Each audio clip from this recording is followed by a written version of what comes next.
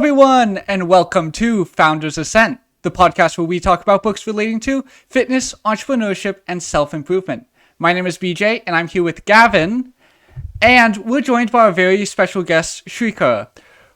Today we're discussing Think and Grow Rich by Napoleon Hill, which is a book written just after the Great Depression, where Napoleon Hill has studied the lives of successful people and put all their tips and tricks into a formula anyone can understand. Sreekar, what are your first thoughts about the book? So this book, I think, as you said, the timing of it was very crucial right after the Great Depression. We have the entire mood of the United States, very depressed. People have been devastated. Their lives have taken a huge turn. And then I think, Napoleon Hill kind of saw this book as an opportunity to kind of save the general population, I guess. And then it's basically, I think his kind of 13 commandments of just how to create wealth and just that mindset shift. And I think I'm getting ahead of myself, but basically his whole thing was, an important point that he mentioned in the book was like half the reason that he thought the Great Depression had occurred is because so many people had that thing in their mind, like that mental block, like, oh my God, this is a depression, like that mindset is half of what has caused this depression. Yeah, he spends like half the book just talking about how you can convince yourself that you can make wealth and that you Yeah, can grow wealthy and turn whatever desires and aspirations you have into the actual physical equivalent. That's a big point of the sort of first, that's sort of the first principle it introduces, the principle of desire. absolutely. He definitely talks a lot about mindset, which I think is the first step to attaining any goal that you want to accomplish. And in this particular case, he's talking about wealth creation. But you definitely want to make sure that the desire is there, because if the desire is there, then you're probably not going to have much motivation or drive to actually create the plan to implement the process. I don't want to undermine the importance of desire, but the hardest part is definitely turning that idea into a reality, I'd say. And we can talk about that more later on. But And when it comes to mindset, like mindset is necessary, but it's not sufficient to achieving success. The reason why you need the mindset is because of first episode of the podcast, Atomic Habits, consistency. That's best book ever. that's the real key to success, is consistently putting in, making it a habit to do things that contribute to your long-term success. And you're not going to build those habits unless you have the mindset that what you're doing is valuable and that what you're doing actually does matter, and that today matters even though you won't see the returns for years down the line. And so you need that mindset so you can have that consistently over the course of years, because that's often what it takes if you have big goals. It's going to take a long time to achieve them. This is something I think about a lot. It's like, what's more important, the idea or the execution? I think at the end of the day, the execution is more important than the idea. However, the execution doesn't exist without the idea. So it's definitely some food for thought, for sure. I absolutely agree because I've because I'm really into this book, and obviously I talk to other people about their goals and their future. I think, to be honest, somehow, and it's kind of shocking, but a lot of people kind of have the mindset part nailed. I talk to people, especially in university and stuff like that, and I'll give you an example, but I've talked to this dude before, and he has huge goals in life. He's like, yeah, I'm definitely going to be on the Forbes list. I'm definitely going to be on this. I'm going to be on that. But they don't have a plan. They just had that mindset, and that was me definitely beforehand. Now I've kind of started. Like, it's not really a venture, but me and one of my friends were thinking of starting up something, and I think we'll hopefully get it rolling probably next month. But before that, it was all just a mindset thing. Oh, I'm gonna be rich. I'm gonna do this. But that's just the first piece of the puzzle. Without action, it's nothing. It's just all pretty. They just think in their head. It's this, it's that, but they don't know the real problems until you actually put action. Right. And so you might be in a similar boat to a lot of our viewers, wanting to start something, just about having Absolutely. partners and groups of people to support you on that. what is the biggest thing that you think is just why haven't you started today? Why won't you start today? Well, actually, so we have technically started. Basically, I don't know how much I can really say yet, but it's kind of, obviously, anyone who's trying to start something is basically like a company, and that's similar to what we're trying to start. And any company, their objective is to sell something, and that is exactly what me and my friend are trying to do. We're trying to sell something, and obviously, the way you sell is like the sales and marketing. So we technically started, but we have yet to launch, and obviously, Understood. BJ, I'm sure you know what I'm talking about. Yes. And so yeah, basically, but no, it took us months to get started, and finally, we have the right people on board. We have, the right Perfect. tools, which is why we finally started. But yeah, it was not easy, and I think maybe it's a good question. I think a lot of people can't answer, why haven't you started. They just think, oh, I'm going to start, but they just don't know when. Yeah. BJ, when someone does get started and they want to progress as quickly as possible, what do you think is the most efficient way of doing so? So this breaks to me. This goes back to $100 startup, our last episode. Go ahead and check that out after this video. But $100 startup, it's all about immediately validating your idea. You getting that MVP, getting something out there that can be tested to see do people actually like this. Oftentimes, that's selling a good or service because it's valuable when someone's handing you money for it. But that also can be in the form of content.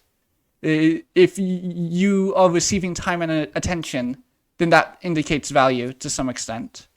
But whatever it is you're doing, you really should spend as much time.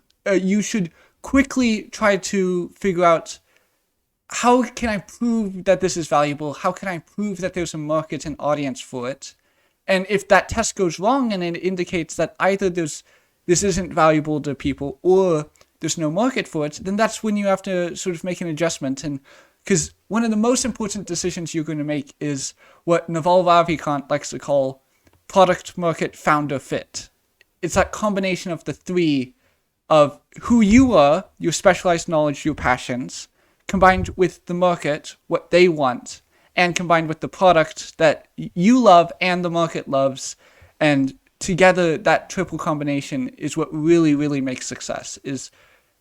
And so finding that combination is sort of key in terms of building that success you want, is that triple combination. And that's not just in terms of startups.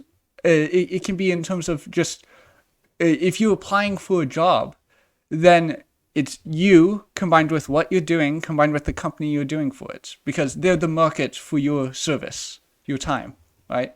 And so figuring out that right combination is key to achieving any success. You need sort of the combination of all three to make it happen. And one thing that can help is finding a group of people that you can work with, right? A group of people that sort of you can bounce ideas off of and share your successes and failures. And then from there, you can achieve whatever specific goal you have laid out, right? Once you have a specific goal, then you build up the team to make it happen. I think we've talked about this a lot in Sreekar. I don't know if you've heard this video, but BJ and I have mentioned this in the past few episodes. But there's this Mr. Beast video, and I don't know what podcast he was on, but he was talking about how in order to increase your efficiency in something, you need to make friends with a lot of people that are doing the same thing as you. And so when they find something that doesn't work, they'll tell you. And maybe you haven't I tried that yet, right? I And have seen so that clip. I have seen that clip. yeah, Yes. I and if I'm not mistaken, I think it was on Impulsive. okay, Fantastic. maybe yeah. Yeah. And so he talks about this in this book here by joining a mastermind group. And so I thought it was definitely an interesting point, and there's some parallels between that and the Mr. Beast quote for sure. Actually, yeah, no, I think that's an amazing point. And now that I think about it, going back to that question of why people don't start, I feel that's another huge reason. Because actually, now, taking my example, I technically didn't start until I met, one of my friends that I met here at university. And to be honest, I think he was one of the only reasons I started, because Me and him, I think if I were to tell you guys who my mastermind group is, it's not a group, but as of right now, it's just that one person. It's like me and him, and I think it's because we're friends because we're both there to make money. We both have a goal. That's all we talk about. That every time I meet him, it's like, how are we gonna do this? How are we gonna do that? We plan. We're not just sitting there talking about just random stuff. We have a goal. We're talking about money. We're talking about what we're gonna do, and we're not there to just fool around or like have fun. And then also another reason would probably be now, like referring back to the book, it also have to be like the chapter that touches on organized planning and the crystallization of desire into action. So it's not just about having that desire, but it's about having that action, and the specialized knowledge chapter as well. So actually, we needed definitely like a lot of knowledge to start whatever it is we're going to start. And believe it or not, we actually had to go out there and look for a mentor who would actually teach us some of this stuff. Otherwise, there's no way we would have started. And to this day, we have calls with our mentor and just check in and stuff. And that was a huge, huge a step in the right direction. Absolutely. And key to pretty much any venture is having this centralized plan that you're going for. This chief definite aim is what the book calls it. And so when forming your mastermind group, having that specific purpose in mind, what is it you're actually trying to do? And then finding people who share that purpose, right? That personal legend from The Alchemist. All these books are sort of coming together to express very similar repetitive themes, which is There's so much overlap. have a specific thing and do it a ton. And that's the formula for success right there. I think that's all we're just going to get reiterated.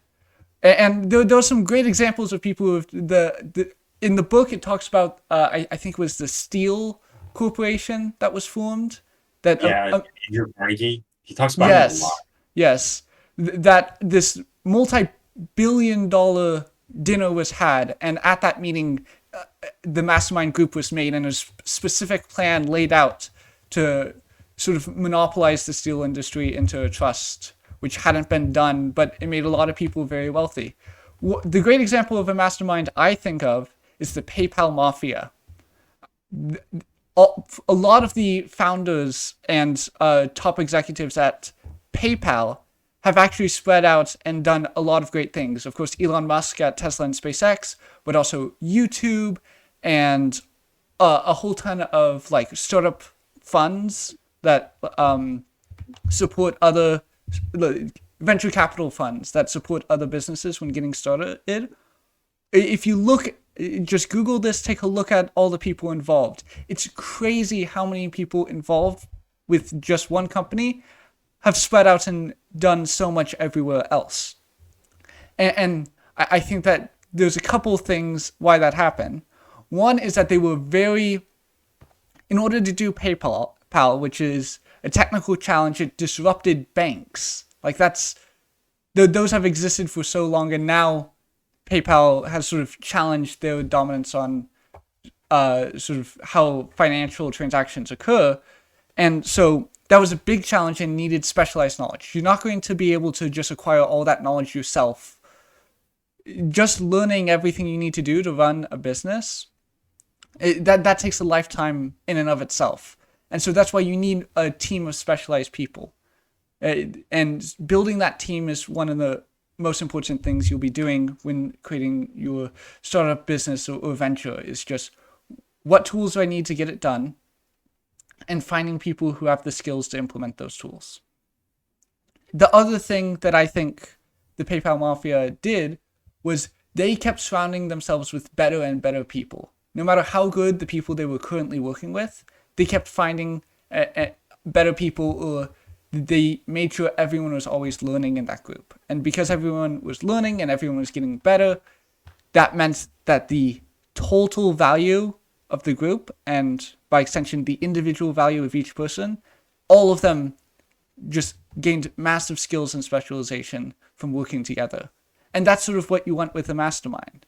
You want to have a specific goal, you want to work together and get specific knowledge to accomplish that goal, and then you learn and become better from everyone else working together, right? Yeah, I really like the PayPal Mafia. Specifically, I like Peter Thiel. He has a book. It's called 0 to 1. I definitely want to have that on here for one of our episodes. I think it's a good book. It talks about entrepreneurship, and so we'll probably have it on here at some point. I want to talk about now the concept of autosuggestion in the book. He says that you want to do your best to automize favorite ideas, and the goal is to essentially become an optimistic person by default and remove those barriers that are holding you back. To specifically in this example, he's talking about becoming rich, but you could apply this to really anything. A good way to do this is by visualizing. I'm personally a runner, so it makes sense to use a running example. I like the Michael Phelps example.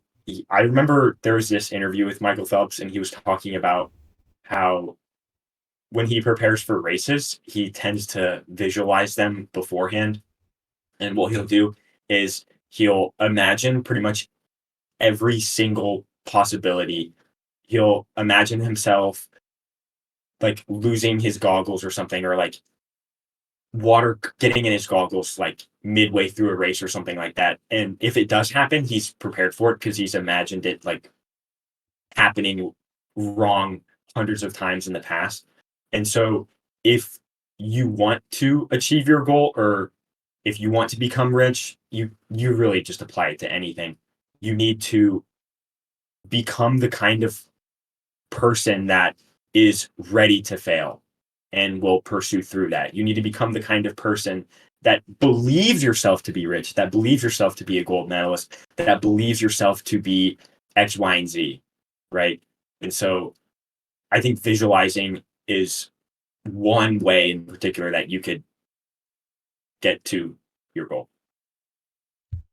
Yeah, I definitely agree with that, and also, that is one thing that me and my friend do a lot is, we always, just, not rather to ourselves, but, when we both talk, we always, it's always positive, and anytime it's something negative, because there are many times that, we kind of doubt ourselves, oh, is this going to work? Or I don't know, if we'll be able to make enough, I don't know if we'll be able to do this, but then we always catch ourselves doing that, and then immediately we say, no, no, no, this is like, let's just have that positive attitude. Let's know we're going to be rich. And I think the thing is, we genuinely believe we're going to be rich because we've seen others do it. We've seen progress with other sites and stuff, and I think we're generally going to be successful. And I think that's a huge part to like how we've gotten so far for sure.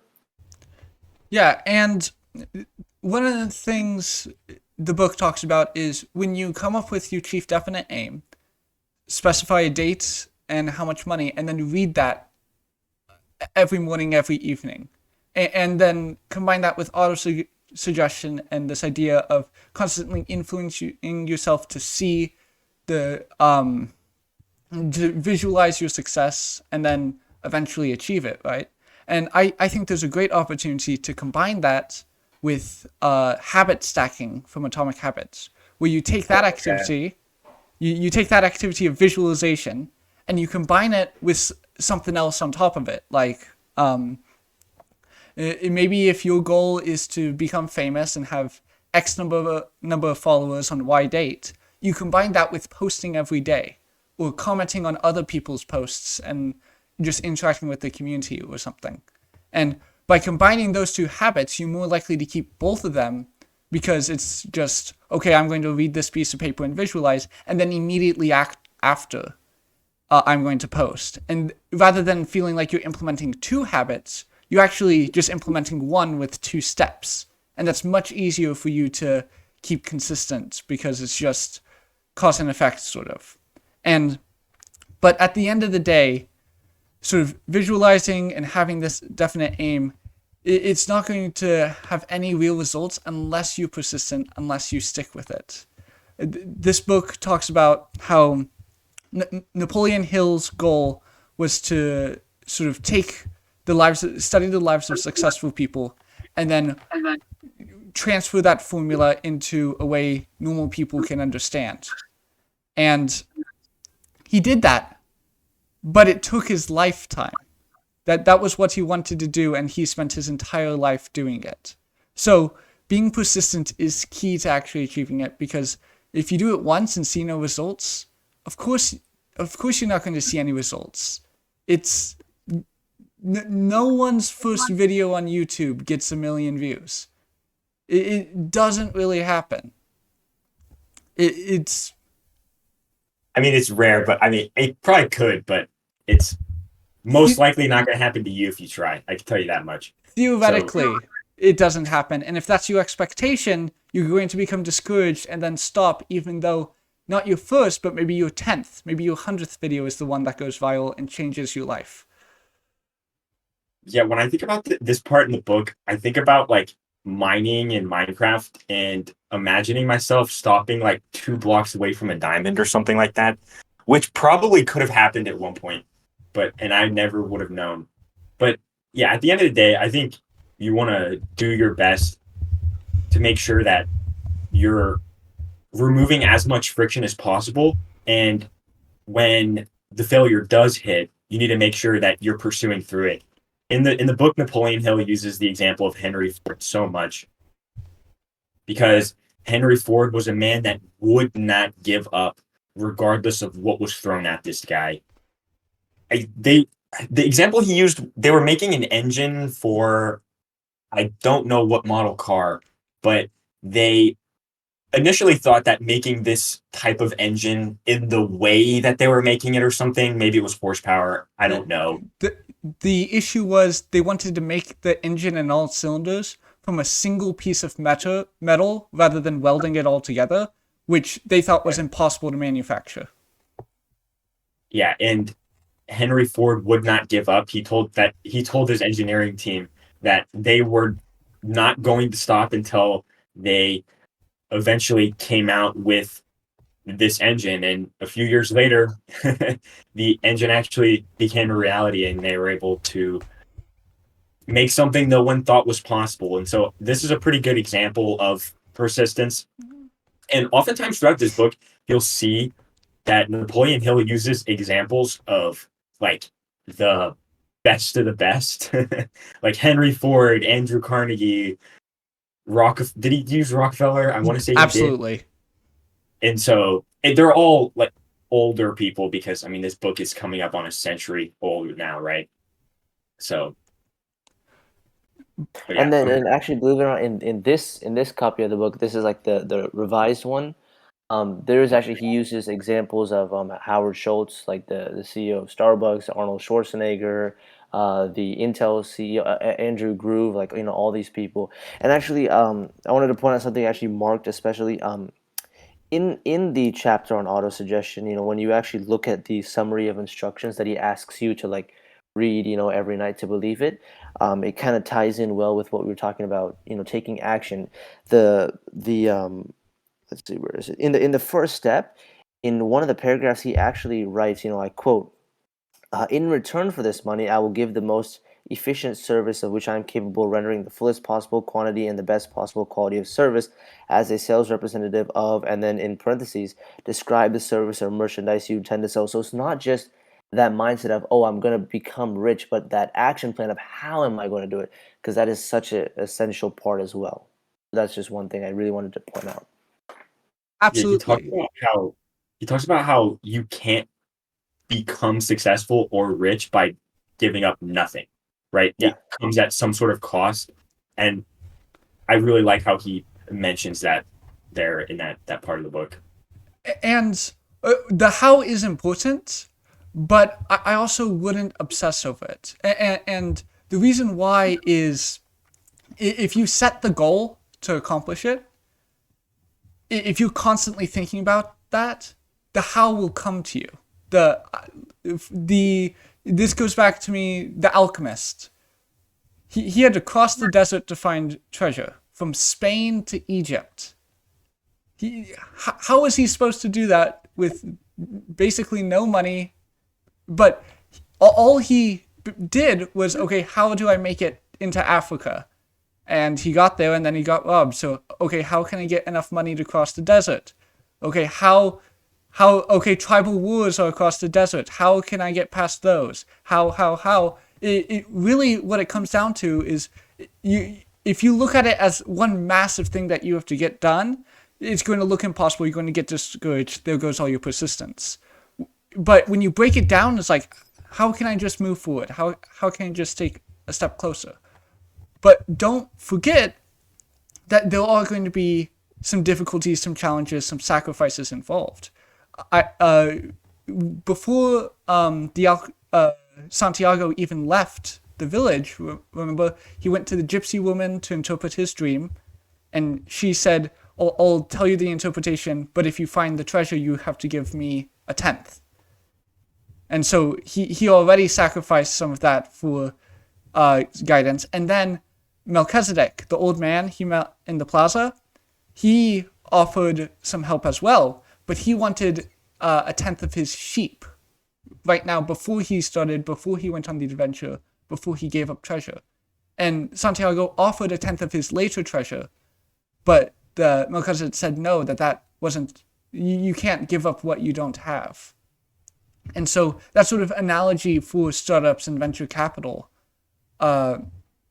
there's certainly going to be some risks, some sacrifices involved, and you should be prepared for those. But in terms of figuring out specifically how you're going to make it happen, the how, humans are fantastically good at when they have something in mind that needs to be done, they'll figure out how. We're creative like that. We're basically born to do that. It's so, but the how won't figure itself out unless you're persistent as well. That's the other key. And with persistence, I think it's pretty important to make sure that you're not looking at a problem that's extremely large. Because if you say you're just starting out and like, let's pretend your goal here is to code and you want to become like extremely good at coding, and you look at that from the very beginning, there's a steep learning curve behind that, and tackling that problem in and of itself is extremely hard. And so you want to break it up bit by bit and use habits. Like, I'm going to circle back to the Atomic Habits book, because he talks about tackling big problems and looking at like the thing that's just in front of you. And then once you're able to make that small decision, then the next decision will happen, and then the next decision and the next decision, kind of just as a byproduct of you making that first decision. In the Atomic Habits book, he talks about the example of like somebody going to the gym at the beginning of the day, and all she had to do was hail the cab at the beginning of the day, and everything else fell into place. She didn't really have to think about going or doing the workout once she got to the gym, or getting ready for work after that, or working hard when she got to work. All she had to do was hail the cab at the beginning of the day, and the rest of the day fell into place. And so if you're able to break down these large goals into smaller steps where you just have to make one small decision, such as hailing the cab at the beginning of the day, I think you're going to have an easier time getting towards those large goals that may sound extremely difficult in the end. But there will become a point where you do fail, and that's where persistence is going to come in as well, because you need to make sure you get back up. You can make things easier, but when you do fail, even after making those things easier, what are you going to do at that point, right? Yeah, and when you first started talking and said, don't look at big problems, I fundamentally disagreed, but I agreed with your conclusion that it all wrapped up. I think you should go for big problems. I think you should dream big and have big goals and difficult things, because I just don't think you need to tackle it all at the same time. No, definitely don't tackle it all at the same time. Break it down into smaller bits that you can understand, but have the big goals, because big goals make sense to have big sacrifices with those. And when you're able to sacrifice a lot for something, that's when you're able to achieve it. If you have a small goal, then any misstep, any challenge to that, it's just not worth it then. Anything that's slightly difficult will throw you off your path. Which is why you need a big goal, because a big goal will motivate you to power through those little missteps until you eventually do achieve it. Yeah, that's true. That's true. I think you're right. You definitely do need to have larger goals, but break them up. And in the process of making your plan, you could do that. You could incrementally break it up into steps to serve as motivation along the way, I guess, because you need to have some sort of metric that you're going in the right direction. Of course. And you could have that as incremental steps along the way to ensure that you're headed in the right direction, right? Uh, And so yeah, a big goal, but your to-do list should be filled with very accomplishable tasks, right? That's sort of what we're driving at. Yeah, because I can actually give an example of this, and part of what I'm doing is we are trying to grow a TikTok account, and we're trying to get that like we're aiming for a huge number of followers because these days, I like to call it kind of like the modern wealth creation, like the way you make huge amounts of money in today's day and age is obviously with social media, with huge followings, with building your sort of brand. And if we're trying to grow our TikTok to 1 million, that is, I mean, not necessarily a big problem, but it's a big goal. But we have milestones along the way. First we're trying to aim for our first 10K video, then we're trying to get that to 100K, and then as far as followers, we have milestones as well. We're first trying to get that 10K, and then we obviously after 10K we want to change things up, try to get to the 100K. And there's just like it's such a huge goal though, but we just split it up into tasks, and it makes it so much more easier to achieve. yeah, it'll give you a roadmap to follow along the way. Because if you're tasked with a big goal like that, getting 1 million followers, and you're like, wait, what the heck do I even do to do that? Right? You could have a bunch of different like segments almost. It's like, okay, well, let's try using these hashtags first. Okay. And then the next video, let's try using this caption. Okay. In the next video, let's try using this hook. Okay. In the next video, let's try using this as the first image they see, or what would you call it? It's not like a thumbnail for TikTok. It's, I don't know, The hook, I think, is what you're saying. the hook, whatever it is. You could try changing that. And like these small incremental changes are going to help you get towards that grandiose goal of getting 1 million followers. So break it up, have a plan, because if you don't have a plan, you're kind of just walking around aimlessly, right? So Yeah, Mhm. and becoming good at something. We talk about persistence, but persistence is not about the number of times you do something.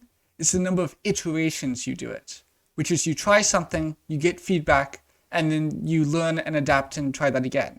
Because if you just try something again and again, like posting the same video over and over again, hoping that it will work, that's not, everyone knows that's not how it's going to work. You have to actually learn and develop from it.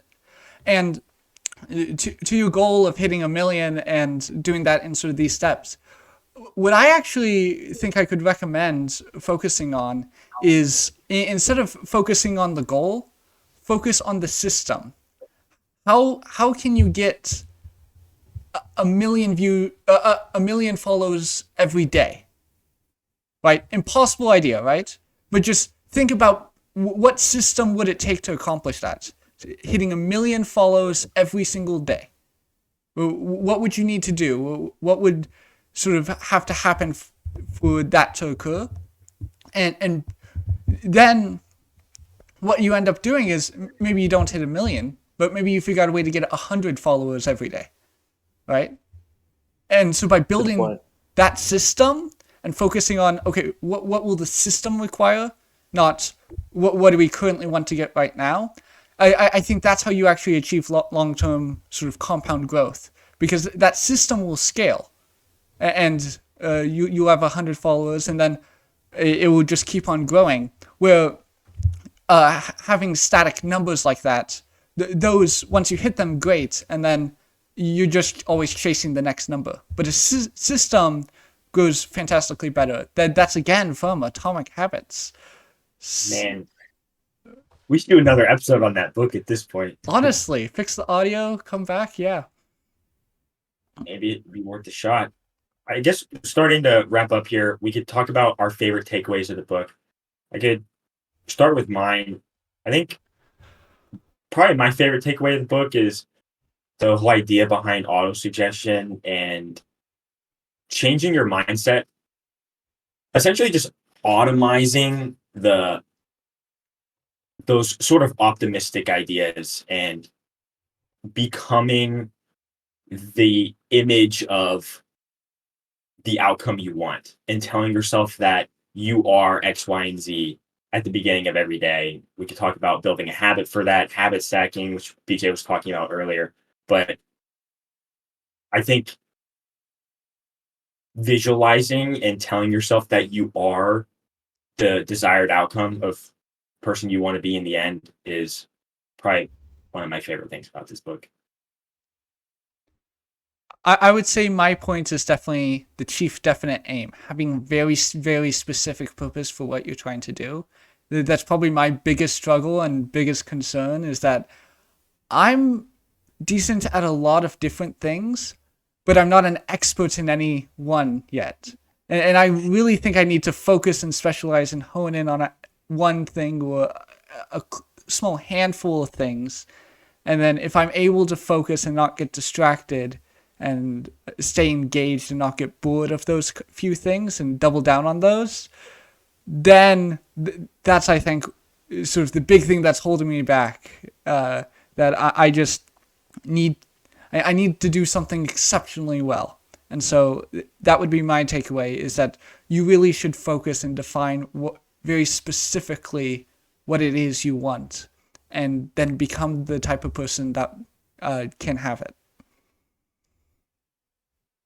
And for me, it would definitely have to be as Gavin said, the autosuggestion and just having faith. Because I don't know, I think, because before I read the book, I always had that mindset in me. I always had the faith, but then reading the book was kind of like this, second reassurance that, wow, okay, this is actually correct. Because it would be so true. Like, I would always visualize, like, this actually, I feel like, I don't know what your guys' take is, but I feel like with, faith and autosuggestion, I don't think it's just limited to money. I think it's limited to, just life in general. There were so many times where I would actually think something would happen, or actually believe something would happen, and it would actually happen. I didn't know what it was. And then up until I read this book, there's really like this snap that went off in my head that, wow, like, this is actually real. And I think, and that, and also I think combined with the mastermind group, I think it really is important to just have people who are specialized in different things, in your circle, and that's the only way that you'll have that influence to begin whatever it is you want to begin. So those two things, I think, are, if you nail those two things, I genuinely do not think that there's any obstacle in between you and huge amounts of wealth. I agree. I'm so glad you said that, because that's exactly what Founders Ascent is. It's a weekly reminder of your goals, auto-suggesting that you can succeed, that you can work towards your dreams this week, combined with doing our best to work towards that mastermind group. Exactly, combined with sort of building this group that can interact in the comments, that can interact on our social media accounts, and interact with us, of course. And all of us just share ideas, share our successes and failures, try out new things, support each other, and that's how Founders will ascend. Thank you so much for joining us, Sreekar. This was a fantastic episode, I think. And yeah, appreciate you. We'll be sure. No, thank you for having me, and I genuinely hope that this, coming on this episode is like a start of my, kind of ascension, like the ascent, and absolutely, yeah, hopefully it's the first step. Yeah, and I'm not sure when the launch date is for your project, but if you can get that to us in time, we'll be sure to link that down below. Thank you, everyone, for listening. If you made it this far, we really, really appreciate you guys. Be sure to like and subscribe, and we will see you next week, Tuesday, 12 p.m., where we will be joined by a very special guest. Big stuff coming next. Big stuff. Big surprise. We've been keeping this under wraps. It's taken a lot of... I won't reveal it, but I know who it is, and yeah, trust me, they know what they're doing. They know what they're saying. You said who. We're looking forward to it. It took a lot of planning, but it's going to happen. So be sure to join us next week, Tuesday, 12 p.m. We'll see you there. See ya.